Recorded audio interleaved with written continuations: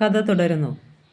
ഏതാനും സെക്കൻഡുകളോളം അനന്തപത്മനാഭൻ തറയിൽ തറഞ്ഞതുമാതിരി അങ്ങനെ നിന്നുപോയി. കാലം അന്ധവിശ്വാസങ്ങളെ ചുട്ടരിച്ച് സർപ്പക്കാവ് വെട്ടിത്തെളിച്ച് അവിടെ എന്തെങ്കിലും കൃഷി ഇറക്കിയിരിക്കുമെന്ന് വിചാരിച്ചിരിക്കുകയായിരുന്നു.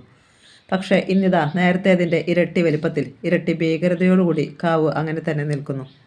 പ്രിയമതയും മക്കളും കാറിൽ നിന്നിറങ്ങിക്കഴിഞ്ഞിരുന്നു. അനന്തപത്മനാഭൻ്റെ കണ്ണുകൾ തറഞ്ഞു നിന്നിരുന്ന കാവിൽ അവരുടെയും ദൃഷ്ടികൾ നീണ്ടുചെന്നു. അയാൾ പറഞ്ഞ് അവർക്ക് ആ കാവിന് പരിചയമായിരുന്നു. ഡ്രൈവർ ഡിക്കി തുറന്ന പെട്ടികൾ പുറത്തിറക്കി. അനന്തപത്മനാഭൻ കാവിൽ നിന്നും നോട്ടം തെറ്റിച്ചു.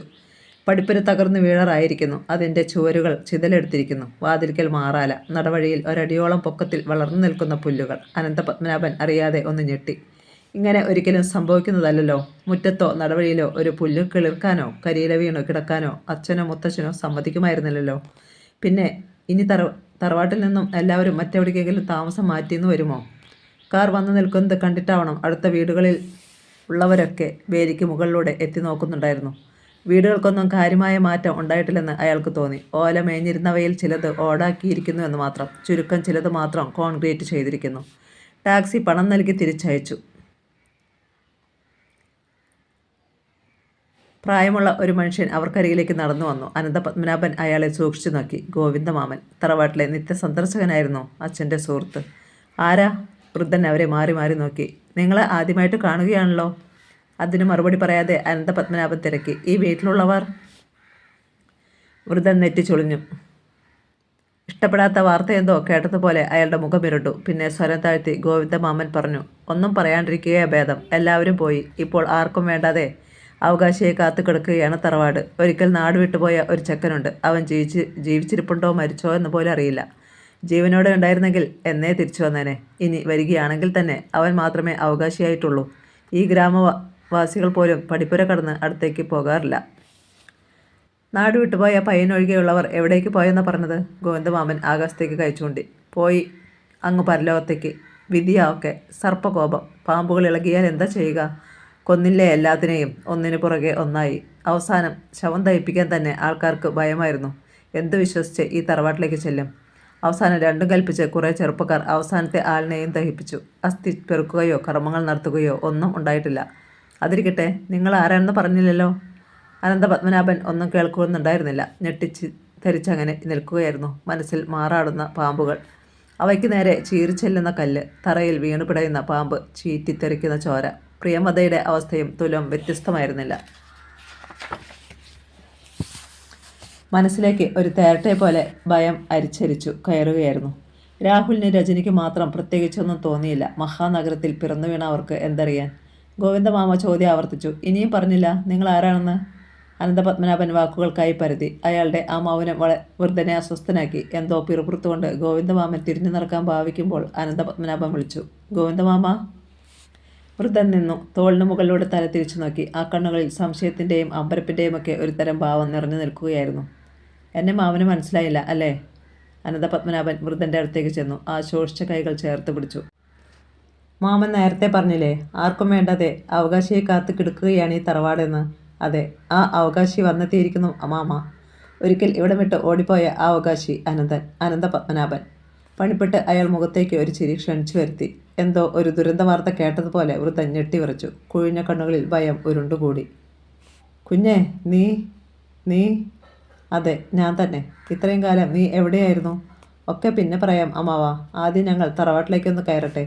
അടുത്ത വീടുകളിലുള്ളവർ അപ്പോഴേക്കും അങ്ങോട്ട് അടുത്ത് തുടങ്ങിയിരുന്നു. മണിമംഗലത്തെ അനന്തപത്മനാഭൻ മടങ്ങി വന്നു. ഗ്രാമീണർക്ക് അതൊരു വാർത്തയായിരുന്നു. അനന്തപത്മനാഭൻ ഭാര്യയെയും മക്കളെയും നോക്കി. ഒക്കെ ആദ്യം മുതൽ എന്നവണ്ണം ചെയ്യേണ്ടി വരും. താമസമില്ലാതെ കിടക്കുന്ന വീടാണ്. അത് സാരമില്ല ഡാഡി, രാഹുലും രജനിയും സന്തോഷത്തോടെ പറഞ്ഞു. ഒക്കെ ഞങ്ങൾ ശരിയാക്കിക്കൊള്ളാം. അനന്തപത്മനാഭൻ അയൽക്കാരെ നോക്കി. എങ്കിൽ ഞങ്ങൾ ആദ്യം തറവാട്ടിലേക്കൊന്ന് കടക്കട്ടെ, പിന്നെ വിശദമായി സംസാരിക്കാം. ഇനി സ്ഥിരമായി ഇവിടെ കാണുമല്ലോ അല്ലേ? ഒരാൾ തിരക്കി. ഇല്ല, അയാൾ ചിരിച്ചു. കഷ്ടിച്ച് 3 മാസം. അതിനുള്ളിൽ മടങ്ങിപ്പോകണം. അയാൾ പെട്ടിയെടുത്തു. കണ്ണുകൾ ഒരു തവണ കൂടി സർപ്പക്കാവിന് നേരെ നീണ്ടു ചെന്നു. മനസ്സിൽ ഒരു വന്യമൃഗം ചുരമാന്തി. ഇന്നും അന്ധവിശ്വാസത്തിൽ കഴിയുന്ന ഗ്രാമം. അവരുടെ വിശ്വാസങ്ങൾക്ക് തിളക്കമേകാൻ കൺമുന്നിൽ മണിമംഗല തറവാട് ഒരു പ്രേതഭവനം കണക്കെ നിൽക്കുന്നു. എല്ലാ വിശ്വാസങ്ങളുടെയും കാരണവരായി സർപ്പക്കാവ്. ഈ കാവ് ഇല്ലെങ്കിൽ വിശ്വാസങ്ങൾക്ക് ഇളക്കം തട്ടും. പാമ്പുകൾ അവരുടെ കൺമുന്നിൽ വെച്ച് തന്നെ പിടഞ്ഞു തീരുമ്പോൾ വിശ്വാസങ്ങൾക്ക് മങ്ങലേൽക്കും. പാമ്പുകൾക്ക് മാത്രമായൊരു താവളം. രാത്രിയിൽ അവ വഴിയിലിറങ്ങി കിടന്നു വെന്തിരിക്കും. പ്രത്യേകിച്ചും ചാറ്റൽ മഴയുള്ള ദിവസങ്ങളിൽ. ആ സമയത്ത് മാളത്തിൽ ചൂട് കൂടും. പാമ്പുകൾ മാളം വിട്ട് പുറത്തു വന്ന് തണുപ്പേറ്റി കിടക്കും. അപ്രതീക്ഷിതമായി ഇരുളിലൂടെ നടന്നു വരുന്നവർ പാമ്പിനെ ചവിട്ടി എന്നിരിക്കും. ചവിട്ടിയാൽ കടിക്കാത്ത പാമ്പുണ്ടോ? തൻ്റെ തറവാട്ടിലുള്ളവർ അങ്ങനെ മരണപ്പെട്ടിരിക്കും. അതൊരിക്കലും സർപ്പകോപമാണെന്ന് താൻ വിശ്വസിക്കില്ല. കാവിലെ തടികൾ വെട്ടി കൊടുത്താൽ തന്നെ ഇന്ന് ലക്ഷങ്ങൾ കിട്ടും. ആഞ്ഞിലിയും പ്ലാവും തേക്കും ഒക്കെയുണ്ട്. 100 വർഷത്തിലധികം പഴക്കമുള്ള തടികൾ. മനസ്സിൽ ഉറച്ച ചില തീരുമാനങ്ങളോടെയാണ് അനന്തപത്മനാഭൻ പടിപ്പുരയിലേക്ക് കാൽ വെച്ചത്. കുഞ്ഞേ, ഗോവിന്ദമാമ വിളിച്ചു. അയാൾ തലതിരിച്ചു. ഞാൻ ഒരു കൂട്ടം പറഞ്ഞാൽ തെറ്റിദ്ധരിക്കരുത്. അമ്മാവൻ പറയൂ. കുഞ്ഞിവിടെ താമസിക്കരുത്. സർപ്പങ്ങൾക്ക് ഏറെ കോപം കുഞ്ഞിനോടാണ്. ഞാൻ പറയുന്നത് നിനക്ക് മനസ്സിലാകുന്നുണ്ടോ? അനന്തപത്മനാഭൻ ചിരിച്ചു. എങ്കിൽ കേട്ടോളൂ അമ്മാവ. പാമ്പുകളെ തേടി തന്നെയാണ് ഞാനും വന്നിരിക്കുന്നത്. ഈ തറവാട് വളപ്പ് മുഴുവൻ ഞാൻ കിളച്ചു മറിക്കും. ഒന്നില്ലാതെ പാമ്പുകളെ മുഴുവൻ നശിപ്പിക്കും. മണിമംഗലത്തിന് ഇങ്ങനെയൊരു സർപ്പക്കാവ് വേണ്ട. പുതിയ തലമുറയുടെ മനസ്സിലേക്ക് അന്ധവിശ്വാസത്തിൻ്റെ വിത്തുകൾ പാകുവാൻ പാമ്പുകളുടെ കഥകൾ വേണ്ട. അമ്മാവൻ ക്ഷമിക്കുക. ഗോവിന്ദമാമ മാത്രമല്ല, അത് കേട്ടു നിന്നിരുന്ന സകല ഗ്രാമീണരും ഞെട്ടി. ശാന്തമായിരുന്ന ഗ്രാമത്തിൽ അസ്വസ്ഥതയുടെ വിത്തുകൾ മുളയ്ക്കാൻ തുടങ്ങുകയാണോ? പ്രിയംവദയ്ക്ക് ഭർത്താവിനോട് പറയണമെന്നുണ്ടായിരുന്നു നമുക്കിവിടെ താമസിക്കേണ്ടതെന്ന്. പക്ഷേ ആ മുഖത്തേക്ക് നോക്കിയപ്പോൾ അവൾക്ക് ശബ്ദിക്കാൻ കഴിഞ്ഞില്ല. പടിപ്പരയിലുണ്ടായിരുന്ന മാറാല ഒരു കമ്പ് കൊണ്ട് തട്ടിക്കളഞ്ഞ് അനന്തപത്മനാഭൻ ആദ്യം അപ്പുറത്ത് കടന്നു. പിന്നാലെ ഭാര്യയും മക്കളും. ഗോവിന്ദമാമൻ ദീർഘമായൊന്ന് നിശ്വസിച്ചു. എന്തോ ദുരന്തത്തിന് സാക്ഷ്യം വഹിക്കുവാനെന്ന വണ്ണം മറ്റുള്ളവരുടെ മുഖങ്ങളിൽ വല്ലാത്തൊരു ഭീതിയുണ്ടായിരുന്നു. പുല്ലുകളെ ചവിട്ടിമെതിച്ച് അനന്തപത്മനാഭൻ തറവാടിൻ്റെ ഉമ്മറത്തെത്തി. തടിച്ചുമരുകൾ നിറയെ മാറാലയും ചിതലയുമായിരുന്നു. അയാൾ പെട്ടി താഴെ വെച്ചു. പൂമുഖത്തുണ്ടായിരുന്ന മുത്തച്ഛൻ്റെ ചാരുകസേര പോലും ചിതലരിച്ച് അവിടെ തന്നെ ഇരിക്കുന്നു. ചിത്രപ്പണികളുള്ള തൂണുകൾ പ്രിയംവദയും മക്കളും ആദ്യം കാണുകയായിരുന്നു. അനന്തപത്മനാഭൻ വാതിൽക്കലെത്തി. അത് തള്ളി തുറന്നു. വല്ലാത്തൊരു ശബ്ദം. അകത്ത് വാവലുകൾ ഉണർന്നു. അവയുടെ വികൃത ശബ്ദം. പെരുച്ചാഴികൾ മുറിയിലൂടെ അങ്ങിങ്ങോടി. ഭയന്ന വാവലുകൾ തലയ്ക്ക് മുകളിലൂടെ പുറത്തേക്ക് വന്നപ്പോൾ 4 പേരിലും അറിയാതെ ഒരു ഞെട്ടലുണ്ടായി. അകത്തെ ബഹളങ്ങൾ ഒന്ന് നിലച്ചു. അനന്തപത്മനാഭൻ അകത്തേക്ക് കടക്കുവാൻ ഭാവിക്കുകയായിരുന്നു. പെട്ടെന്ന് മച്ചിൽ നിന്ന് താഴേക്ക് എന്തോ തൂങ്ങിക്കിടക്കുന്ന പോലെ തോന്നി. മങ്ങിയ ഇരുട്ടാണവിടെ. അയാൾ സൂക്ഷിച്ചു നോക്കി. കിടുങ്ങിപ്പോയി. ഒരു ഭയങ്കര പാമ്പ്. അനന്തപത്മനാഭൻ്റെ നിലവിളി തൊണ്ടയിൽ കുരുങ്ങി. മണിമംഗലം തറവാട്ടിൽ വർഷങ്ങൾക്ക് ശേഷം വിളക്കുകൾ തെളിഞ്ഞിരിക്കുന്നു. പൂമുഖത്തെ ചാരുകസേര തട്ടിത്തുറച്ച് അനന്തപത്മനാഭൻ അതിൽ ചാരിക്കിടന്നു. ഏത് നിമിഷവും നിലം പറ്റാവുന്ന അവസ്ഥയിലാണ് ആ കസാര. മുത്തച്ഛൻ മാത്രമേ അതിൽ ഇരിക്കുന്നത് കണ്ടിട്ടുള്ളൂ. ചെറുപ്പത്തിൽ ഈ കസേരയിൽ കാൽ നിവർത്ത് വെച്ച് ഇങ്ങനെയൊന്ന് കിടക്കുവാൻ എന്ത് മോഹമായിരുന്നു. ഒരിക്കൽ മുത്തച്ഛൻ ഇല്ലാതിരുന്ന നേരത്ത് കയറി കിടക്കുകയും ചെയ്തു. കാലുകൾ വിസ്തരിച്ച് നീട്ടിവെച്ച് കൈപ്പത്തികൾ പടിയിൽ വെച്ച് ഒരു കാരണവരെ പോലെ അങ്ങനെ കിടക്കുമ്പോഴാണ് മുത്തച്ഛൻ്റെ ഡാ എന്നുള്ള ഗർജനം കേട്ടത്. അറിയാതെ തുടവഴി മൂത്രമൊഴിച്ചു പോയി. ഓടിപ്പോകണമെന്ന് തോന്നി, പക്ഷെ കഴിഞ്ഞില്ല. മുത്തച്ഛൻ പിടികൂടി കഴിഞ്ഞിരുന്നു. നനഞ്ഞ പൂച്ചയെ പോലെ നിന്ന് വിറച്ചു. മുത്തച്ഛൻ്റെ വെള്ളിക്കെട്ടിയ ചൂരൽ ചന്തിയിൽ ആഞ്ഞാഞ്ഞു വീണു. താൻ അലറിക്കരഞ്ഞിട്ടും ആരും ഓടി വന്നില്ല. വാതിലിന് പിന്നിൽ നിറക്കണ്ണുകളോടെ അമ്മ ഉണ്ടാകുമെന്ന് അറിയാമായിരുന്നു. പക്ഷേ മുത്തച്ഛൻ്റെ മുന്നിൽ ആരും പ്രത്യക്ഷപ്പെട്ടില്ല. പെട്ടുപോയാൽ ആ നേരം അവർക്കും അടി കിട്ടിയത് തന്നെ. ദീപം ദീപം. അനന്തപത്മനാഭൻ ചിന്ത വിട്ടുണർന്നു. പ്രിയംവദയാണ്. ഇവിടെ വന്നു കഴിഞ്ഞാൽ ചെയ്യേണ്ട കാര്യങ്ങളൊക്കെ നേരത്തെ അവളെ പഠിപ്പിച്ചിരുന്നു. ഉമ്മറത്ത് പ്രിയംവദ വിളക്കുവെച്ചു. ഇമകൾ പൂട്ടി കുറേ നേരം നിന്ന് പ്രാർത്ഥിച്ചു. മുറ്റത്തെ തുളസിത്തറയിലും ഒരു തിരി വയ്ക്കുവാൻ അവൾ മറന്നില്ല. അനന്തരം അവൾ വന്ന് അയാൾക്കരികിലായി തറയിലിരുന്നു. ഹോ, വല്ലാതെ ക്ഷീണിച്ചു പോയി.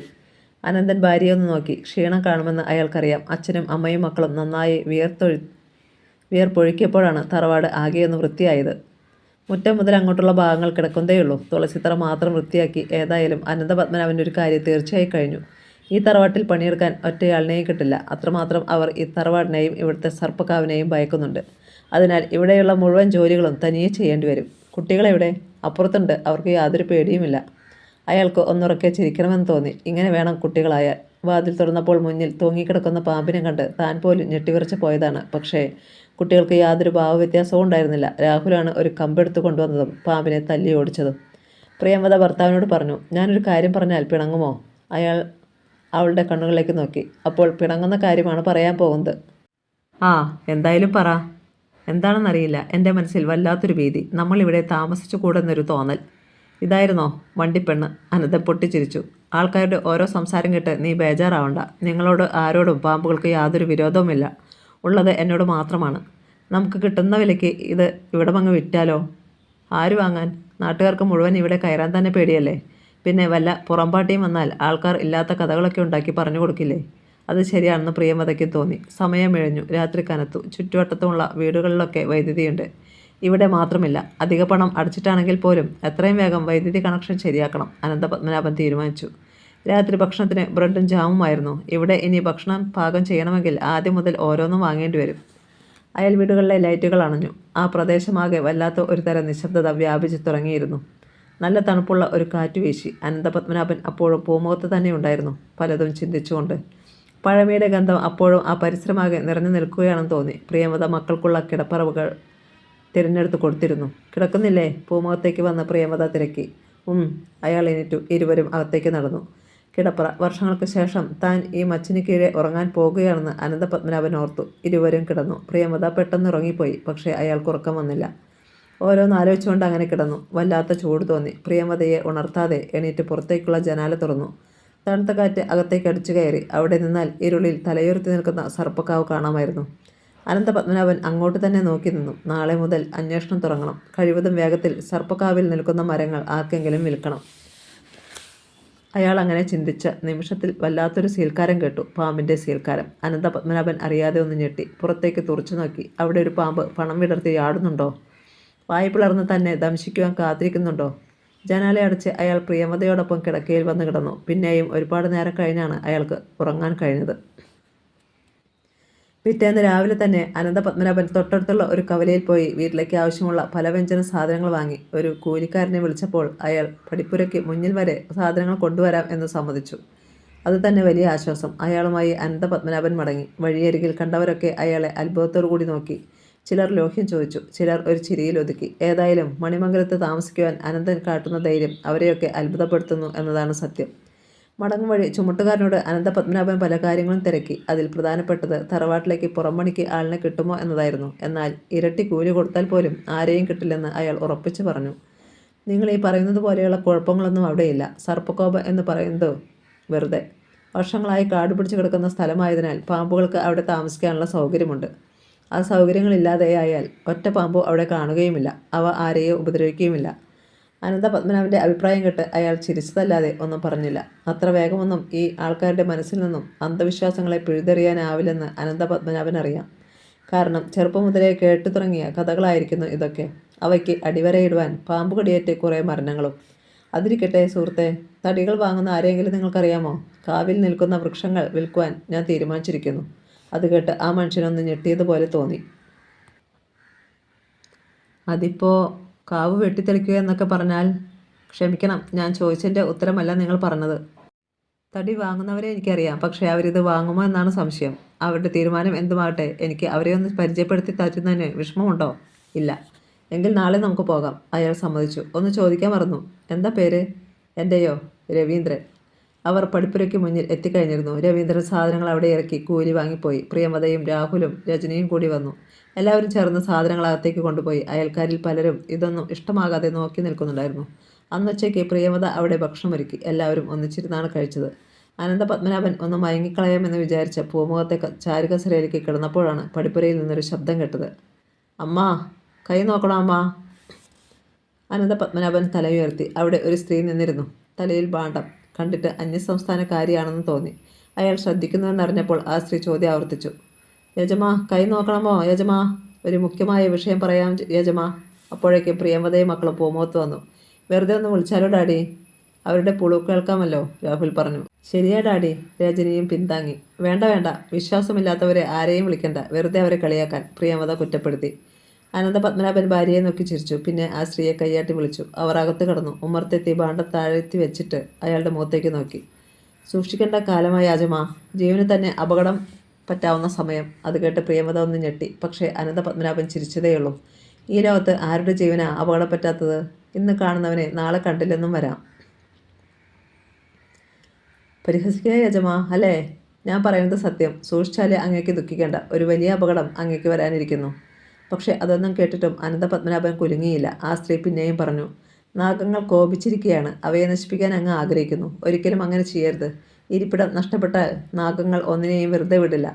ഇത്രയുമൊക്കെ കേട്ടപ്പോഴേക്കും പ്രിയമത ഭയന്നുപോയി. നാഗങ്ങളുടെ കോപം തീർക്കാൻ ഞങ്ങൾ എന്ത് ചെയ്യണം? അവൾ ആ സ്ത്രീയോട് തിരക്കി. അവയെ തല്ലിക്കൊന്ന് നദിയിൽ കളയണം. മറുപടി പറഞ്ഞത് രാഹുലാണ്. രാഹുൽ! പ്രിയമതയുടെ ശബ്ദത്തിൽ താക്കീതിൻ്റെ ധ്വനി. നീ എന്തിനാ അവനോട് കോപിക്കുന്നത്? അവൻ പറഞ്ഞത് തന്നെയാണ് ശരി. പ്രിയമത എന്തോ പറയാൻ ഭാവിച്ചെങ്കിലും മിണ്ടിയില്ല. മുഖലക്ഷണം പറഞ്ഞിട്ട് കൈനോട്ടത്തിന് ഭാവിക്കുകയായിരുന്നു ആ സ്ത്രീ. പക്ഷേ അനന്തപത്മനാഭൻ തടഞ്ഞു. വേണ്ട, അയാൾ മകളെ നോക്കി. നീ പോയി 50 രൂപ എടുത്തുകൊണ്ടുവന്ന് ഇവർക്ക് കൊടുക്ക്. രജനി എണീറ്റ് അകത്തേക്ക് പോയി. സ്ത്രീ എന്തോ പറയാൻ തുടങ്ങിയപ്പോൾ അനന്തപത്മനാഭൻ കൈകൊണ്ട് വിലക്കി. ഈ സമയത്ത് അകത്തുനിന്നും രജനിയുടെ നിലവിളി ഉയർന്നു. ഡാഡി! അനന്തപത്മനാഭൻ പിടഞ്ഞുണർന്നു. ഒരു തവണ കൂടി രജനിയുടെ നിലവിളി കേട്ടു. അയാൾ അകത്തേക്ക് കുതിച്ചു. പിന്നാലെ രാഹുലും പ്രതിബന്ധയും. അകത്ത് മുറിക്കുള്ളിൽ തറയിൽ കിടന്ന് പിടയുകയാണ് രജനി. മോളെ! അനന്തപത്മനാഭൻ ഹൃദയം പിളരും പോലെ നിലവിളിച്ചു. നിനക്ക് എന്ത് പറ്റി മോളെ? രജനിയുടെ സ്വബോധം മറയുകയായിരുന്നു. അതിനിടെ അവൾ ഇത്രയും പറഞ്ഞു. ഡാഡി, എന്നെ പാമ്പ് കടിച്ചു. തരിച്ചു നിന്നുപോയി അനന്തപത്മനാഭൻ. രാഹുലും പ്രിയമതയും നിലവിളിച്ചു പോയി. രജനിയുടെ കാൽപാദത്തിൽ ചോര പൊടിഞ്ഞിരിക്കുന്നത് ഒറ്റ നോട്ടത്തിൽ അനന്തപത്മനാഭൻ കണ്ടു. അയാൾ വേഗം തൻ്റെ ലുങ്കിയുടെ അഗ്രം വലിച്ചു കയറി രജനിയുടെ കാൽമുട്ടിന് താഴെ മുറുക്കിയൊരു കെട്ടിട്ടു. മോളെ, എൻ്റെ പൊന്നുമോളെ! പ്രിയമത അലറിക്കരഞ്ഞു. അനന്തപത്മനാഭന് ഒന്നും പറയാൻ കഴിഞ്ഞില്ല. അയാൾ പുറത്തേക്ക് ഓടി. ആ വീട്ടിൽ നിന്നും നിലവിളി ഉയർന്നു കേട്ട് അയൽക്കാർ എത്തി നോക്കി. ആരെയെങ്കിലും പാമ്പ് കടിച്ചോ? അയാളെ കണ്ടപ്പോൾ ചിലർ ചോദിച്ചു. അനന്തപത്മനാഭൻ അതിനുത്തരം കൊടുത്തില്ല. ആരെയും നോക്കിയതുപോലുമില്ല. ഓടുകയായിരുന്നു. രാവിലെ സാധനം വാങ്ങാൻ പോയ കവലയിൽ ടാക്സിക്കാറുകളുണ്ടെന്ന് കണ്ടിരുന്നു. അയാൾ കാറുമായി മടങ്ങിയെത്തുമ്പോൾ അയൽക്കാരിൽ പലരും പടിപ്പുരയ്ക്ക് മുന്നിലുണ്ടായിരുന്നു. അകത്തേക്ക് ഒന്ന് കയറാനോ വിവരം തിരക്കാനോ ആരും മിനക്കെട്ടുമില്ല. അയാൾ കാറിൽ നിന്നിറങ്ങിയപ്പോൾ അവർ വഴിയൊഴിഞ്ഞു. അവർക്കിടയിൽ ഗോവിന്ദമാമൻ്റെ മുഖം അയാൾ കണ്ടെങ്കിലും നിൽക്കുകയോ എന്തെങ്കിലും പറയുകയോ പോലും ഉണ്ടായില്ല. വീടിനുള്ളിൽ നിന്നും അപ്പോഴും പ്രിയമതയുടെ നിലവിളി ഉയരുന്നുണ്ടായിരുന്നു. പെങ്ങളുടെ അരികിൽ രാഹുൽ ഇതികർത്തവ്യമോടനായി ഇരിപ്പുണ്ടായിരുന്നു. അനന്തപത്മനാഭൻ അകത്തെത്തി. പിടിക്ക് രാഹുലെ! അച്ഛനും മകനും കൂടി രജനിയെ എടുത്തുകൊണ്ട് പുറത്തു വന്നു. വാടിയ ചേമ്പിൻ തട്ടു മാതിരിയായിരുന്നു അവൾ. പാമ്പുകടിയേറ്റ ഭാഗം നീല നിറം വ്യാപിക്കാൻ തുടങ്ങിയിരുന്നു. അവളെ പിൻസീറ്റിൽ കയറ്റി വാതിൽ പോലും അടയ്ക്കാതെ പ്രിയമതയും ഓടി വന്ന് കാറിൽ കയറി. കാർ മുന്നോട്ട് നീങ്ങി. ഇതിനിടെ ആരും ഒരു കാര്യം ശ്രദ്ധിച്ചിരുന്നില്ല. ആ കൈനോട്ടക്കാരി എവിടെ? രജനിയെ പാമ്പ് ദംശിച്ചതിന് ശേഷം ആ സ്ത്രീയെ കണ്ടതേയില്ല. വിഷചികിത്സയുള്ള ആശുപത്രി എവിടെയാണുള്ളത്? അനന്തപത്മനാഭൻ ഡ്രൈവറെ നോക്കി. പട്ടണത്തിലേ ഉള്ളൂ സാർ. പക്ഷേ ഇവിടെ അടുത്തൊരു വിഷകാരിയുണ്ട്. ബഹുമിടുക്കന അയാൾ പറഞ്ഞു. ശരി, എന്നാൽ അങ്ങോട്ട് പോ. 10 മിനിറ്റ് കൊണ്ട് കാർ അവിടെ എത്തി. വിഷകാരി ഉമ്മറത്ത് വഴിയിലേക്ക് നോക്കി ഇരിക്കുകയായിരുന്നു. രജനിയുമായി അവർ മുറ്റത്തേക്ക് കാൽക്കുത്തിയ നിമിഷം ആ മനുഷ്യൻ പറഞ്ഞു. അത്യാവശ്യമായി ഞാൻ ഒരിടത്തേക്ക് യാത്രയാകുവാൻ ഭാവിക്കുകയായിരുന്നു. അപ്പോഴാണ് അറിഞ്ഞത് നിങ്ങൾ ഇവിടേക്ക് പുറപ്പെട്ടിട്ടുണ്ടെന്ന്. അനന്തപത്മനാഭൻ്റെ നെറ്റി ചുളഞ്ഞു. ഈ മനുഷ്യൻ എങ്ങനെ അറിഞ്ഞെന്നാണ്? ഏതായാലും അത് ചോദിക്കാനുള്ള സമയമല്ലല്ലോ ഇത്. അങ്ങോട്ട് കിടത്തിക്കോളൂ. വിഷകാരി ഉമ്മറത്തെണ്ണയിലേക്ക് കൈ ചൂണ്ടി. രജനിയെ അവിടെ കിടത്തി. പ്രിയമതയുടെ കവിളുകളിലൂടെ അപ്പോഴും കണ്ണീർ ഒലിച്ചിറങ്ങുകയായിരുന്നു. വിഷകാരി അവളെ നിന്ന് നോക്കി. കരയണ്ട, ഇവിടെ വന്നെത്തിയിട്ടുള്ളവരാരും നിരാശയോട് മടങ്ങിയിട്ടില്ല. അദ്ദേഹം രജനിയുടെ അരികിലിരുന്നു. പാമ്പ് കടിയേറ്റ ഭാഗം ശ്രദ്ധയോടെ നോക്കി. കടിച്ച പാമ്പിനെ പല്ലുകളുടെ അകലത്തിലും മുറിവിൻ്റെ ഘടനയിൽ നിന്ന് അദ്ദേഹം മനസ്സിലാക്കി കഴിഞ്ഞു. പിന്നെ എണീറ്റ് യാതൊരു ധൃതിയും കൂട്ടാതെ അകത്തേക്ക് നടന്നു. തൻ്റെ നെഞ്ചിൽ വലിയ ഭാരമുള്ള ഒരു കല്ല് ഉയർത്തി വെച്ചിരിക്കുന്നത് പോലെ അനന്തപത്മനാഭന് തോന്നി. ഒപ്പം പാമ്പുകളോടുള്ള കടുത്ത വിദ്വേഷവും. രജനിയെ കടിച്ച പാമ്പിനെ താൻ വിടുന്ന പ്രശ്നമേയില്ലെന്ന് അയാൾ മനസ്സിൽ ഉറച്ചു കഴിഞ്ഞിരുന്നു. ഏതാനും മിനിറ്റുകൾക്കുള്ളിൽ വിഷകാരി തിരിച്ചു വന്നു. അപ്പോൾ അദ്ദേഹത്തിൻ്റെ കയ്യിൽ ഒരു ചെറിയ പാത്രത്തിൽ അരച്ചെടുത്ത പച്ചില മരുന്നുണ്ടായിരുന്നു. സന്ധ്യ ഉമ്മറത്തും തുളസിത്തറയിലും തിരിവയ്ക്കുന്ന കാര്യം തന്നെ മറന്നുപോയിരിക്കുന്നു. ഉമ്മറത്തെ ചാരുകസേരയിൽ ചിന്താധീനായി കിടന്നിരുന്ന അനന്തപത്മനാഭൻ പ്രിയമതയെ വിളിച്ച് ഓർമ്മിപ്പിച്ചപ്പോഴാണ് അവൾ വിളക്ക് കത്തിച്ചത്. രജനി അകത്തെ മുറിയിൽ തളർന്നു കിടക്കുന്നു. സ്വബോധം വീണ്ടും കിട്ടി. അതിനുശേഷമാണ് വൈദ്യരുടെ അരികിൽ നിന്നും തിരികെ കൊണ്ടുപോകുന്നത്. ഏതായാലും വൈദ്യരെ സമ്മതിച്ചു കൊടുത്തേ പറ്റൂ. മിടുക്കം തന്നെ. നാളെ വൈകുന്നേരം വരെയുള്ള മരുന്നേ തന്നിട്ടുള്ളൂ. മറ്റന്നാൾ രാവിലെ ഇനി അദ്ദേഹത്തിൻ്റെ അരികിലെത്തണം. പടിപ്പുര കടന്ന് ആരോ അകത്തേക്ക് വരുന്നത് അനന്തപത്മനാഭൻ കണ്ടു. അത്ഭുതം തോന്നി. ആരായിരിക്കും? ഈ നാട്ടുകാർക്കാർക്കും അതിനുള്ള ധൈര്യമില്ലല്ലോ. അയാൾ ഉറ്റുനോക്കി. ഉമ്മറത്തിന് തൊട്ടരികിൽ ആ മനുഷ്യൻ എത്തിയപ്പോൾ മാത്രമേ മനസ്സിലായുള്ളൂ. ഗോവിന്ദമാമൻ. അയാൾ എണീറ്റു. വാ മാമ, ഇരിക്കെ. വൃദ്ധൻ ഉമ്മറത്തേക്ക് കയറി കസേരയിലിരുന്നു. ഇങ്ങോട്ട് വരുവാനുള്ള ധൈര്യം ഉണ്ടായിട്ടല്ല അനന്ത ഞാൻ വന്നത്. പിന്നെ അത്യാവശ്യമാകുമ്പോൾ വരാതിരിക്കാനാവില്ലല്ലോ. മാമൻ തന്നെ കാര്യം പറയട്ടെ എന്ന് കരുതി അനന്തപത്മനാഭൻ മിണ്ടാതെ നിന്നു. അയാളുടെ മുഖത്തു നിന്നും ദൃഷ്ടികൾ മാറ്റി ഇരുളിലെങ്ങോ ഉറപ്പിച്ചുകൊണ്ടാണ് ഗോവിന്ദമാമൻ പറഞ്ഞു തുടങ്ങിയത്. പറയാൻ പോകുന്നത് എൻ്റെ മാത്രം അഭിപ്രായമല്ല അനന്ത, ഈ നാട്ടുകാരുടെ മുഴുവൻ അഭിപ്രായമാണ്. അനന്തപത്മനാഭൻ്റെ നെറ്റി ചുളിഞ്ഞു. എങ്കിലും ഒന്നും മിണ്ടിയില്ല. മാമൻ തുടർന്നു. അനന്തൻ സർപ്പക്കാവിൽ നിൽക്കുന്ന മരങ്ങൾ വിൽക്കാൻ തീരുമാനിച്ചുവെന്നോ നാളെ ആളെ തിരക്കാൻ പോകണമെന്നോ ഒക്കെ കേട്ടു. അരുത് അനന്ത, ഒരിക്കലും അങ്ങനെ ചെയ്യരുത്. കാവ് നശിച്ചാൽ നാഗങ്ങൾക്ക് മാളം നഷ്ടമാകും. അവ ഈ നാട്ടുകാരെ പോലും ബാക്കി വെച്ചൊന്നും വരില്ല. മാമൻ ക്ഷമിക്കണം. എടുത്ത തീരുമാനത്തിൽ നിന്നും പിന്തിരിയുന്ന ഒരു രീതി എൻ്റെ ജീവിതത്തിൽ ഇന്നേ വരെ ഉണ്ടായിട്ടില്ല. ഇവിടെയും എനിക്ക് അതിന് കഴിയില്ല. കുട്ടിയെ വിഷം തീറ്റിട്ടും അനന്തന് കാര്യങ്ങൾ വ്യക്തമാകുന്നില്ല എന്ന് വന്നാൽ കഷ്ടം തന്നെ. നമുക്ക് നല്ലൊരു ജ്യോത്സ്യനെ കണ്ട് പ്രശ്നം വയ്പ്പിക്കാം. പാമ്പുകളുടെ കോപശമനത്തിനായി വേണ്ടതൊക്കെ ചെയ്യാം. ഒന്നിനും അനന്തം പ്രയാസപ്പെടണ്ട. പണത്തിന് പോലും ഒക്കെ ഈ നാട്ടുകാർ ചെയ്തുകൊള്ളും. വേണ്ട വേണ്ട, അനന്തം പെട്ടെന്ന് പറഞ്ഞു. എൻ്റെ കുടുംബം നശിപ്പിച്ച പാമ്പുകളെ, എൻ്റെ മകളെ കടിച്ച പാമ്പിനെ, ഞാൻ ഈ ദേശത്ത് നിന്ന് തന്നെ ഓടിപ്പോകാനുണ്ടായ കാരണങ്ങളെ ഒന്നും എനിക്ക് മറക്കാൻ കഴിയില്ല ഗോവിന്ദമാമ. പാമ്പുകളെ ദൈവമായി ഞാൻ കരുതില്ല, മരിക്കേണ്ടി വന്നാലും. അനന്താ. പെട്ടെന്ന് ഒരു കാറ്റ് വന്നു. തുളസിത്തറയിലെ തിരിയുലഞ്ഞു. ദീപം പൊലിഞ്ഞു. ഗോവിന്ദമാമൻ അത് കണ്ടു. നീ അത് ശ്രദ്ധിച്ചോ അനന്താ? ഏത്? തീ അണഞ്ഞതോ? അതിൽ ഇത്ര വിശേഷം എന്തിരിക്കുന്നു? കാറ്റ് വന്നാൽ തീ അണയും. ആദ്യമായി എൻ്റെ തുളസിത്തറയിലാണോ ഇങ്ങനെ ഒന്നുണ്ടായത്? ഇയാളുടെ അടുത്ത് എന്ത് പറഞ്ഞാലും പ്രയോജനമില്ലെന്ന് ഗോവിന്ദമാവന് തോന്നി. അനന്തപത്മനാഭൻ തുടരുകയാണ്. ഇല്ലാത്ത കാര്യങ്ങളെ ഇതുപോലെ ഊതിപ്പെരുപ്പിച്ച് മറ്റുള്ളവരുടെ മനസ്സിലേക്ക് വിഷം കുത്തിവയ്ക്കരുത് അമ്മാവ. ഇത്തരം അന്ധവിശ്വാസങ്ങളെ മൂടോടെ പിഴുതെറിയേണ്ട കാലം എന്നേ കഴിഞ്ഞിരിക്കുന്നു. സൂര്യനും ചന്ദ്രനുമൊക്കെ ദൈവങ്ങളാണെന്ന് ഒരിക്കൽ എല്ലാവരും കരുതിയിരുന്നില്ലേ? അത് മിഥ്യയാണെന്ന് ശാസ്ത്രകാരന്മാർ തെളിയിച്ചു തന്നില്ലേ? അതുപോലെയാണിത് അമ്മാവ. പാമ്പുകൾ ഒന്നുമല്ലെന്ന് ഈ ഗ്രാമീണരെ മുഴുവൻ ഞാൻ കാട്ടിത്തരാം. പിന്നെ ഒരപേക്ഷ കൂടിയുണ്ട് എനിക്ക്. ഇത്തരം ചെറിയ കാര്യങ്ങളുമായി മാമൻ എന്നെ സമീപിക്കരുത്. സ്നേഹം കൊണ്ട് പറയുകയാ. ഗോവിന്ദമാമൻ്റെ മുഖം ഇരുണ്ടു. പോകാൻ എണീറ്റുകൊണ്ട് ആ വൃദ്ധം പറഞ്ഞു. കുഞ്ഞെ, ശാസ്ത്രം എത്ര പുരോഗമിച്ചാലും സൂര്യനും ചന്ദ്രനും എനിക്ക് ദൈവം തന്നെയാ. നമുക്ക് വെളിച്ചം തരുന്നവയെ ദൈവമെന്ന് കരുതുന്നതിൽ ഒരു തെറ്റും ഞാൻ കാണുന്നില്ല. പിന്നെ പാമ്പുകൾ സത്യമുള്ളതാ, അക്കാര്യം മറക്കണ്ട. യാത്ര പോലും പറയാതെ മാമൻ ഇറങ്ങിപ്പോയി. അദ്ദേഹം പടിപ്പുര കടന്ന് നടന്നു മറയുന്നത് അനന്തപത്മനാഭൻ അവ്യക്തമായി കണ്ടു. അടുത്ത ദിവസമായപ്പോഴേക്കും രജനിക്ക് കാര്യമായ മാറ്റമുണ്ടായി. എങ്കിലും അവൾക്ക് ആ പഴയ പ്രസരിപ്പ് തിരികെ കിട്ടിയിട്ടില്ലെന്ന് തോന്നി. പ്രഭാത ഭക്ഷണത്തിന് ശേഷം അനന്തപത്മനാഭൻ വേഷം മാറി. പ്രിയമതേ, ഞാനൊന്ന് പുറത്തേക്ക് ഇറങ്ങുകയാ. ചിലപ്പോൾ വരാൻ ഇത്തിരി വൈകും. കാവിലെ തടി വിൽക്കാനുള്ള കാര്യത്തിന് പുറപ്പെടുകയാണോ? അതും നോക്കണം. ഇന്നലെ മാമ വന്ന് പറഞ്ഞത് ഞാൻ കേട്ടു. നാട്ടുകാരെ മുഴുവൻ എതിര് നിർത്തിക്കൊണ്ട് നമുക്ക് അങ്ങനെയൊരു സാഹസത്തിന് മുതിരണോ? അയാൾ കടുപ്പിച്ച് അവളെ ഒന്ന് നോക്കി. പിന്നെ പ്രിയമത ഒന്നും പറഞ്ഞില്ല. കനത്ത ഒരു മൂളിലോടെ അനന്തപത്മനാഭൻ ഇറങ്ങി നടന്നു. രവീന്ദ്രൻ കാത്തു നിൽക്കുകയായിരുന്നു. തനിക്കും വല്ലതും തടയുമെന്ന് അവന് മനസ്സിലായതാണ് കാരണം. ഇന്ന് ഒരുപാട് ജോലിയുള്ള ദിവസമായിരുന്നു.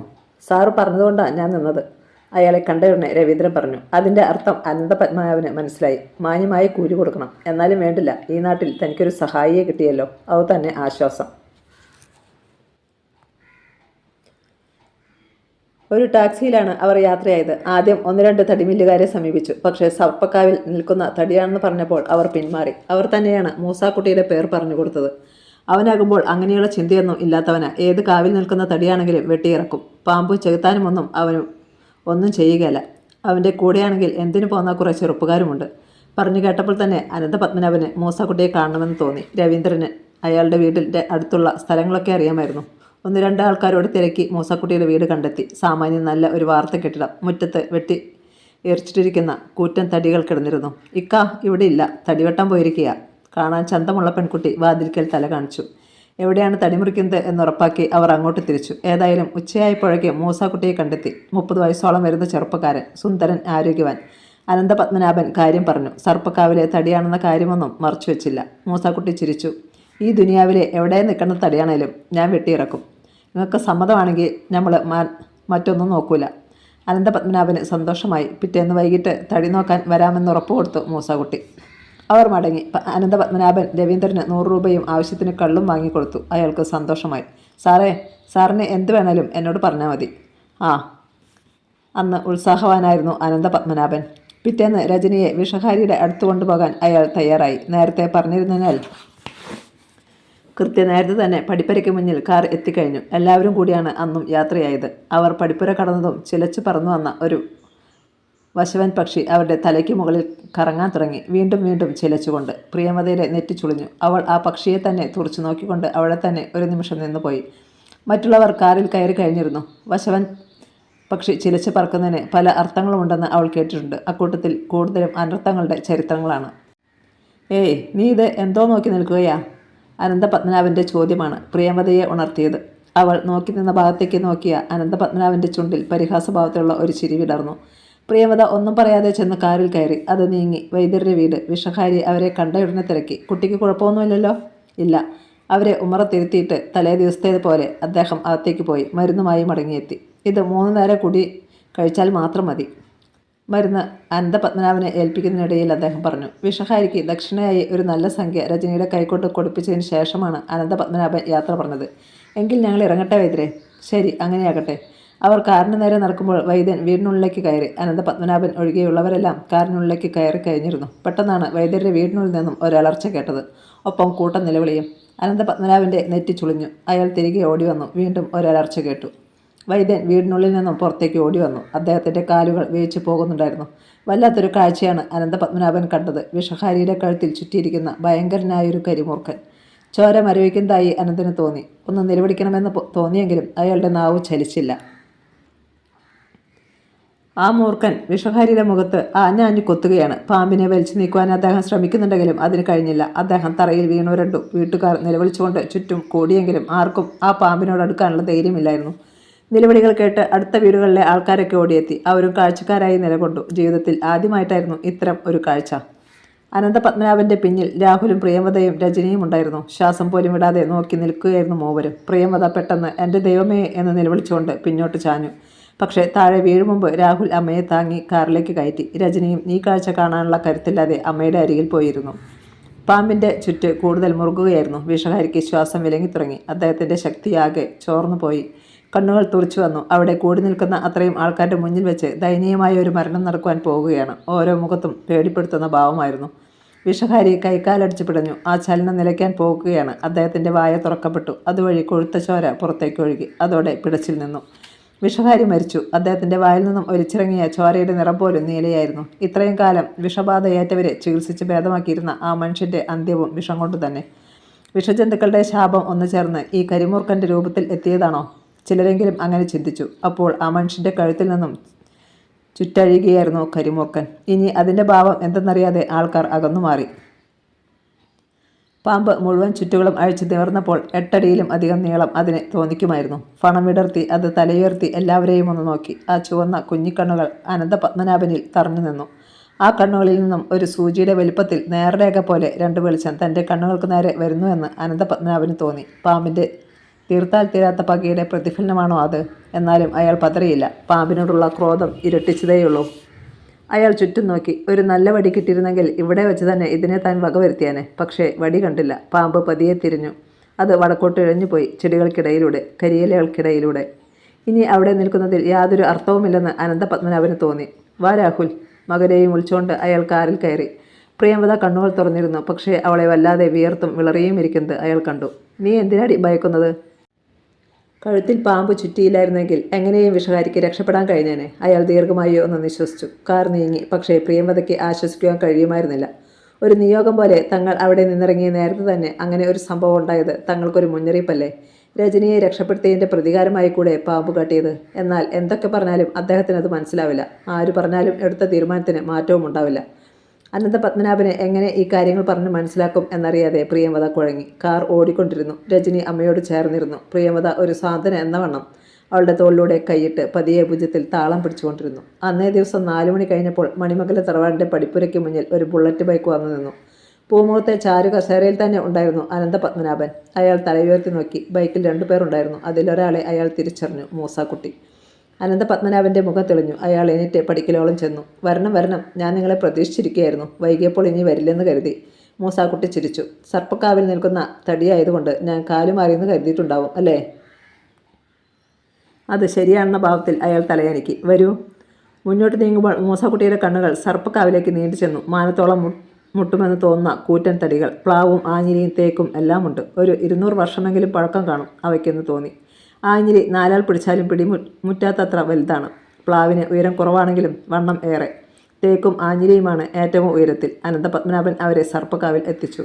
മൂസാക്കുട്ടി എല്ലാം നോക്കിക്കണ്ടു. 4 ആഞ്ഞിലികൾ, 3 പ്ലാവ്, 4 തേക്ക്, പിന്നെ കുറേ ചെറുവൃക്ഷങ്ങൾ. എല്ലാം കൂടി എങ്ങനെ പോയാലും 25 ലക്ഷം രൂപയിൽ കുറയില്ല. അടുത്ത കാലത്തെങ്ങും തനിക്ക് ഇത്രയും മുഴുപ്പുള്ള തടികൾ കിട്ടിയിട്ടില്ലെന്ന് മൂസാക്കുട്ടി ഓർത്തു. ആ ഭാഗം മുഴുവൻ കാടുപിടിച്ച് കിടക്കുകയായതിനാൽ പാമ്പുകൾ കാണുമെന്നുറപ്പാണ്. അതിനാൽ ആദ്യം കാവ് വെട്ടിത്തെളിക്കുകയോ തീയിടുകയോ വേണം. അതിനുശേഷമേ മരങ്ങൾ മുറിക്കാവൂ. "എന്ത് വിലയാണ് നിങ്ങൾ പ്രതീക്ഷിക്കുന്നത്?" ആഞ്ഞിലി മരത്തിൽ നിന്നും കണ്ണുകൾ പിൻവലിക്കാതെ അനന്തപത്മനാഭനോട് മൂസാക്കുട്ടി തിരക്കി. "അതിപ്പോൾ ഞാനെന്ത് ചോദിക്കാനാ? നിങ്ങൾ കണ്ടല്ലോ. വെട്ടിക്കൊണ്ടു പോകുന്ന നിങ്ങൾക്കും നഷ്ടം വരരുത്. അങ്ങനെ ഒരു വില പറഞ്ഞോളൂ." മൂസാക്കുട്ടി ഉള്ളിൽ ചിരിച്ചു. താൻ പറയുന്ന വിലയ്ക്ക് തന്നെ തടി കിട്ടും എന്ന കാര്യത്തിൽ അയാൾക്ക് സംശയമില്ലായിരുന്നു. മാത്രമല്ല രാവിലെ തൻ്റെ അടുത്ത് രവീന്ദ്രൻ വന്നിരുന്നു. വില അധികം കയറ്റി പറയരുതെന്നും തനിക്കും കൂടി നല്ലൊരു കമ്മീഷൻ തരണമെന്നും അയാൾ മൂസാക്കുട്ടിയോട് പറഞ്ഞിരുന്നു.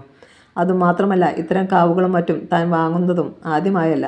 വളരെ തുച്ഛമായ വിലയ്ക്ക് കിട്ടും എന്നുള്ളതുകൊണ്ടാണ് താൻ ഇത്തരം തടികളിൽ അമിത താല്പര്യം കാണിക്കുന്നതും. മനസ്സിൽ കണക്കുകൾ കൂട്ടി കുറയ്ക്കുന്നത് പോലെ മൂസാക്കുട്ടി ഭാവിച്ചു. പിന്നെ പറഞ്ഞു, "കൂടിയാലും കുറഞ്ഞാലും ഞാൻ ഒറ്റ വിലയേ പറയാറുള്ളൂ." "അതിനെന്താ, പറഞ്ഞോളൂ." 7 ലക്ഷം രൂപ തരാം. അനന്തപത്മനാഭൻ്റെ മുഖം തെളിഞ്ഞു. അയാൾ ഇത്രയും രൂപ പ്രതീക്ഷിച്ചിരുന്നില്ലെന്ന് മൂസാക്കുട്ടിക്ക് തോന്നി. സാരമില്ല, എന്നാലും തനിക്ക് ലാഭം 18 ലക്ഷം രൂപ. ശരി, സമ്മതിച്ചിരിക്കുന്നു, അനന്തപത്മനാഭൻ പറഞ്ഞു. മൂസാക്കുട്ടി തൻ്റെ ഒപ്പം വന്നവനെ നോക്കി. അയാളുടെ കയ്യിൽ ഒരു പ്ലാസ്റ്റിക് കവർ ഉണ്ടായിരുന്നു. അത് മൂസാക്കുട്ടി വാങ്ങി അനന്തപത്മനാഭൻ്റെ കയ്യിൽ കൊടുത്തു. ഇത് അഡ്വാൻസ്, 1 ലക്ഷം രൂപയുണ്ട്. അയാളത് വാങ്ങിയതും ഒരു പാമ്പിൻ്റെ സീൽക്കാര ഉയർന്നു. മൂവരും ഞെട്ടിത്തിരിഞ്ഞു നോക്കി. ഒരു ആഞ്ഞിലി ചുവട്ടിൽ കൂട്ടിയിട്ടിരുന്ന കല്ലുകൾക്കിടയിലൂടെ പുറത്തേക്ക് തലനീട്ടി ഫണം വിടർത്തി നിൽക്കുന്ന സ്വർണ്ണ നിറമുള്ള മൂർഖൻ. മൂസാക്കുട്ടി ഒരു കല്ലെടുത്ത് അതിനു നേരെ വലിച്ചെറിഞ്ഞു. പാമ്പ് തല പിൻവലിച്ചു. ഒന്നും സംഭവിക്കാത്ത പോലെ മൂവരും തിരിച്ചു നടന്നു. ഒരു കാര്യം പറയാൻ വിട്ടുപോയി. എന്താ? അനന്തപത്മനാഭൻ തലയിളക്കി. ഞാനൊരു ഭാഗത്ത് പണി തുടങ്ങുമ്പോൾ എൻ്റെ ആൾക്കാരുമായി അവിടെ തങ്ങുകയാണ് പതിവ്. ഈ തറവാടിൻ്റെ ഒരു ഭാഗം ഞങ്ങൾക്ക് താമസിക്കാൻ തരുന്നതിന് വിരോധമില്ലെങ്കിൽ? എന്തു വിരോധം? ഈ വലിയ തറവാട്ടിൽ ഞങ്ങൾ 4 പേരല്ലേ ഉള്ളൂ. നിങ്ങൾക്ക് കൂടി താമസിക്കുന്നതിൽ എനിക്ക് സന്തോഷമേ ഉള്ളൂ. വളരെ ഉപകാരം. ഇനി ഞങ്ങൾ 2 നാൾക്കകം എത്തും. ശരി, ഞങ്ങൾ പോട്ടെ. ഒരു കപ്പ് കാപ്പി പോലും കഴിച്ചില്ല. അനന്തപത്മനാഭൻ ശരിക്കും അക്കാര്യം ഓർത്തത് അപ്പോഴാണ്. ഇനിയൊരിക്കലാകട്ടെ. മൂസാക്കുട്ടിയും ഒപ്പം വന്ന ആളും പടിപ്പുര കടന്ന് ബൈക്കിനരികിലെത്തിയപ്പോൾ ആ പരിസരത്തുള്ള 4-5 ചെറുപ്പക്കാർ അടുത്തുകൂടി. കാവിലെ തടി വാങ്ങാൻ വന്നവരാണല്ലേ? ശരിക്കും ആലോചിച്ചിട്ട് തന്നെയാണോ വാങ്ങാൻ തീരുമാനിച്ചത്? ചെറുപ്പക്കാരിൽ ഒരാൾ ഇത്തിരി കൂടി മുന്നോട്ട് നീങ്ങി നിന്നു. അവൻ്റെ ഭാവവും മറ്റും മൂസാക്കുട്ടിക്ക് ഇഷ്ടമായില്ലെങ്കിലും അത് പുറത്ത് പ്രകടിപ്പിക്കാതെ വളരെ സൗമനസ്യപൂർവ്വം ഉത്തരം നൽകി. എല്ലാം പറഞ്ഞുറപ്പിക്കുകയും അഡ്വാൻസ് നൽകുകയും വരെ ചെയ്തു. ഓഹോ, ചെറുപ്പക്കാരൻ പരിഹസിച്ചു. എങ്കിൽ താനൊരു കാര്യം ചെയ്യ്. കൊടുത്ത പണവും വാങ്ങി സ്ഥലമിടാൻ നോക്ക്. ആ കാവിലെ തടികൾ മുറിച്ചു മാറ്റുവാൻ ഞങ്ങൾ സമ്മതിക്കില്ല. മൂസാക്കുട്ടിയുടെ നെറ്റി ചുളിഞ്ഞു. അപ്പോൾ അങ്ങനെയാണ് കാര്യങ്ങളുടെ കിടപ്പ്. എന്നിട്ടും മര്യാദ കൈവിടാതെ അയാൾ ആ ചെറുപ്പക്കാരനോട് തിരക്കി. സുഹൃത്തേ, ആ വീട്ടിലെ കാവും നിങ്ങളുമായുള്ള ബന്ധം എനിക്കറിയില്ലായിരുന്നു. നിങ്ങൾക്ക് കൂടി അവകാശപ്പെട്ടതാണോ അത്? അതൊന്നുമല്ല. പിന്നെ തടി വെട്ടേണ്ടെന്ന് പറഞ്ഞത്? അതൊരു സർപ്പക്കാവാണ്. അറിയാം. അറിഞ്ഞുകൊണ്ട് തന്നെയാണ് ഞാൻ തടിക്ക് കരാർ ഉറപ്പിച്ചതും. എങ്കിൽ ഈ നാട്ടുകാരുടെ മുഴുവൻ അഭിപ്രായവും ആവശ്യവും ആ കാവ് വെട്ടിത്തെളിക്കരുത് എന്നുള്ളതാണ്. അതൊക്കെ തീരുമാനിക്കേണ്ടത് അതിൻ്റെ ഉടമയല്ലേ? സുഹൃത്തുക്കൾ, ഒരു കാര്യം ചെയ്യേ. ആദ്യം ആ മനുഷ്യനുമായി ഒന്ന് സംസാരിക്കേ. അത് നടക്കത്തില്ല. അയാൾ അടുക്കുന്ന കൂട്ടത്തിലല്ല. കൊള്ളാമല്ലോ, മൂസാക്കുട്ടി ചിരിച്ചു. എങ്കിൽ സുഹൃത്തുക്കൾ ഒന്ന് കേട്ടോളൂ. ഈ ഗ്രാമം മുഴുവൻ എതിർത്താലും ശരി, ഞാൻ ഈ തടികൾ വെട്ടിയിരിക്കും. ഇനി അതിൻ്റെ ഉടമസ്ഥൻ നേരിട്ട് പറഞ്ഞാലും അനുസരിക്കാൻ എന്നെ കിട്ടില്ല. മൂസാക്കുട്ടി അഡ്വാൻസ് കൊടുത്തതാണ്. തടി വെട്ടുക തന്നെ ചെയ്യും. ഇനി തടയാനോ മറ്റോ ഭാവമുണ്ടെങ്കിൽ അതുമാകാം. ചെറുപ്പക്കാർ മുഖാമുഖം നോക്കി. മൂസാക്കുട്ടിയുടെ തൻ്റെ ഇടം അവർക്കിഷ്ടമായില്ല. അപ്പോൾ നിന്റെ തടി കൂടി ചീത്തയാകുന്ന ലക്ഷണമാണ്. അതെയോ? വേറെ വിശേഷമൊന്നുമില്ലല്ലോ. അയാൾ ബൈക്കിൽ കയറി. വരുന്നിടത്ത് വെച്ച് കാണാം. ആ സന്ധ്യയ്ക്ക് ഒരിക്കൽ കൂടി ഗോവിന്ദമാമൻ പടിപ്പുര കടന്ന് തറവാട്ടുമുറ്റത്തെത്തി. ഇത്തവണ അദ്ദേഹം മാത്രമായിരുന്നില്ല. കൂടെ 5-6 ചെറുപ്പക്കാരുമുണ്ടായിരുന്നു. ഉമ്മറത്തെ ചാരുകസേരയിൽ തന്നെ ഉണ്ടായിരുന്നു അനന്തപത്മനാഭൻ. ആൾക്കാർക്ക് ഈ തറവാട്ടിലേക്ക് കടന്നു വരുവാനുള്ള ഭീതി കുറയുകയാണോ എന്ന് തമാശയോടെ അദ്ദേഹം ചിന്തിച്ചു. ഗോവിന്ദമാമനും കൂടെയുള്ളവരും മുറ്റത്ത് നിന്നു. അനന്തപത്മനാഭൻ എണീറ്റ് അവരെ സ്വീകരിച്ചു. ഇങ്ങോട്ടിരിക്കാം. വേണ്ട കുഞ്ഞെ, മാമൻ പറഞ്ഞു. ഇവരെല്ലാവരും കൂടി നിർബന്ധിച്ചതുകൊണ്ടാണ് ഞാനിപ്പോൾ ഇങ്ങോട്ട് വന്നത്. ചോദ്യഭാവത്തിൽ അയാൾ അവരെയൊക്കെ നോക്കി. ഉമ്മറത്ത് കത്തിച്ചു വെച്ചിരുന്ന നിലവിളിക്കിൻ്റെ വെളിച്ചം അവരുടെ മുഖങ്ങളിലേക്ക് പാടി വീഴുന്നുണ്ടായിരുന്നു. കഴിഞ്ഞ ദിവസങ്ങളിലൊക്കെ താൻ കണ്ടിട്ടുള്ളവരാണ് ഇവരൊക്കെയെന്ന് അനന്തപത്മനാഭന് മനസ്സിലായി. പക്ഷേ ഏതൊക്കെ വീടുകളിലേത് ആണെന്ന് അറിയില്ല. ഇപ്പോൾ പ്രത്യേകിച്ച് അയാൾ തിരക്കി. സർപ്പക്കാവിൽ നിൽക്കുന്ന തടികൾ വിൽക്കാൻ പോകുന്നുവെന്നും അഡ്വാൻസ് വാങ്ങിച്ചു എന്നൊക്കെ അറിഞ്ഞു. ഒരു ചെറുപ്പക്കാരൻ ഇത്തിരി മുന്നോട്ട് നീങ്ങുന്നെന്ന് പറഞ്ഞു. അതെ, ശരിയാണ്. ചുളിഞ്ഞ നെറ്റിയോടുകൂടിയാണ് അയാൾ മറുപടി നൽകിയത്. എങ്കിൽ തടി വെട്ടും മുമ്പ് അങ്ങ് ഒരിക്കൽ കൂടി ഒന്ന് ആലോചിക്കണം എന്ന് പറയുവാനാണ് ഞങ്ങൾ വന്നത്. മനസ്സിലായില്ല, അയാൾ പറഞ്ഞു. നല്ലവണ്ണം ആലോചിച്ചിട്ട് തന്നെയാണ് ഞാൻ തടി വെട്ടുവാൻ തീരുമാനിച്ചത്. ചെറുപ്പക്കാർ മുഖാമുഖം ഒന്ന് നോക്കി. മറ്റൊരാൾ അറിയിച്ചു. സർപ്പക്കാവ് വെട്ടിത്തെളിക്കരുതെന്നാണ് അങ്ങയോട് ഞങ്ങൾക്ക് പറയുവാനുള്ളത്. ക്ഷമിക്കണം, ഈ ഒരു കാര്യം മാത്രം നിങ്ങൾ എന്നോട് പറയരുത്. അതുകൊണ്ട് യാതൊരു പ്രയോജനവുമില്ല. ഞാൻ തടികൾ വിറ്റ് കഴിഞ്ഞു. നമുക്ക് മറ്റെന്തെങ്കിലും പറയാം. മറ്റൊന്നും പറയാനില്ല. ചെറുപ്പക്കാരുടെ ശബ്ദമുയർന്നു. മാന്യമായി സംസാരിച്ചാൽ നിങ്ങൾ സഹകരിക്കില്ലെങ്കിൽ എന്തു വേണമെന്ന് ഞങ്ങൾക്കറിയാം. അനന്തപത്മനാഭനിൽ കോപം നുരഞ്ഞു പൊങ്ങി. നീയൊക്കെ എന്ത് കാണിക്കുമെന്നാണ്? അത് നേരിൽ മനസ്സിലാകും. അപ്പോഴേക്കും പ്രിയവതയും രാഹുലും ബഹളം കേട്ട് അങ്ങോട്ടെത്തി. രജനി അകത്ത് കിടക്കുകയായിരുന്നു. ഈ മണ്ണിൽ തന്നെ ജനിച്ചവനാണ് ഞാൻ. എനിക്ക് അവകാശപ്പെട്ട സ്ഥലമായത്. വെറുതെ ഓലപ്പാമ്പ് കാട്ടി പേടിപ്പിക്കാതെ പിള്ളേരെ. മുംബൈയിൽ ദാദമാരെ കണ്ട് വളർന്നവനാണ് ഞാനും. ഗുണ്ടായുസവും ഭീഷണിയുമൊക്കെ പടിക്ക് പുറത്ത്. എൻ്റെ അരികിൽ ചിലവാകത്തില്ല. പോയാട്ടെ. അനന്തപത്മനാഭൻ പടിപ്പിലേക്ക് നേരെ കൈ ചൂണ്ടി. കുഞ്ഞേ, ഗോവിന്ദമാമൻ എന്തോ പറയാൻ ഭാവിച്ചു. മിണ്ടരുത്, അയാൾ കൈ ചൂണ്ടി. നിങ്ങളൊരുത്തനാ ഈ പിള്ളേരെ വേഷം കെട്ടിച്ചുകൊണ്ട് വന്നിരിക്കുന്നത്. ഒന്നും പറയാതെ ആ വൃദ്ധൻ തിരിഞ്ഞു നടന്നു. പിറകെ ചെറുപ്പക്കാരും. അതിനിടെ തിരിഞ്ഞു നിന്ന് അവർ ഇത്രയും കൂടി പറഞ്ഞു. പടിപ്പുരയ്ക്ക് പുറത്ത് ഗുണ്ടായുസം കാണിക്കാൻ തന്നെയാ ഞങ്ങളുടെ പുറപ്പാട്. ഏതായാലും ഈ ഗ്രാമത്തിലുള്ളവരെ മുഴുവൻ വിഡ്ഢികളാക്കി നിങ്ങളങ്ങനെ കൂടുതൽ ഷൈൻ ചെയ്യണ്ട. തടി വെട്ടാനായിട്ട് ഒരുത്തനും ഈ തൊടിയിൽ കാൽ കുത്തുമെന്നും വിചാരിക്കണ്ട. കാണാമെടാ. ആ, കാണാം. ചെറുപ്പക്കാർ രോഷത്തോടെ നടന്നുപോയി. പടിപ്പുര കടന്ന് അവർ പോയി കഴിഞ്ഞപ്പോൾ പ്രിയംവദ പറഞ്ഞു, അവരോട് അത്രയും ക്ഷോഭിച്ച് സംസാരിക്കേണ്ടിയിരുന്നില്ല. നാട്ടുകാർ മുഴുവനും നമുക്കെതിരായിന്ന വന്നാൽ എന്താ? കുറേ നാട്ടുകാർ നടക്കുന്നു. ഇവറ്റകളുടെയൊന്നും ഉദ്ദേശം ശുദ്ധമല്ല. കാവ് ഇവിടെ ഇങ്ങനെ നിലനിന്നാൽ അതുകൊണ്ട് പ്രയോജനമുള്ളവർ കാണും. ഇനിയിപ്പോൾ ആകെ പ്രശ്നമാവില്ലേ? എന്തു പ്രശ്നം? ഈ പുരയിടത്തിൽ നിൽക്കുന്ന തടി വെട്ടുന്നത് തടയുവാൻ അവന്മാർക്കെന്താ അവകാശം? വേണ്ടിവന്നാൽ നമ്മൾ നിയമ നടപടികൾ സ്വീകരിക്കും, അത്ര തന്നെ. പ്രിയംവദ പിന്നെ ഒന്നും പറഞ്ഞില്ല. തിരികെ മുറിക്കുള്ളിലേക്ക് പോയി. രാഹുൽ കുറേ നേരം കൂടി അവിടെ നിന്നു. പുറത്തെ ഇരുളിലേക്ക് തുറച്ചു നോക്കിയിരുന്ന അനന്തപത്മനാഭൻ സ്വയം എന്തൊക്കെയോ പിറുപിറുക്കുകയും അസ്വസ്ഥനാക്കുകയും ചെയ്തുകൊണ്ടിരുന്നു. ഒരു ദിവസം കൂടി കഴിഞ്ഞു. രജനിക്ക് വൈദ്യം നൽകിയ മരുന്ന് തീർന്നു. ഒപ്പം അവൾ പഴയ പ്രസരിപ്പിലേക്ക് മടങ്ങി വരികയും ചെയ്തു. അന്ന് ഉച്ച കഴിഞ്ഞ നേരത്ത് പടിപ്പുരയിൽ നിന്ന് ആരോ വിളിക്കുന്നത് കേട്ടു. സാറേ, സാറേ! അകത്ത് ഉച്ചമയക്കത്തിലായിരുന്നു അനന്തപത്മനാഭൻ.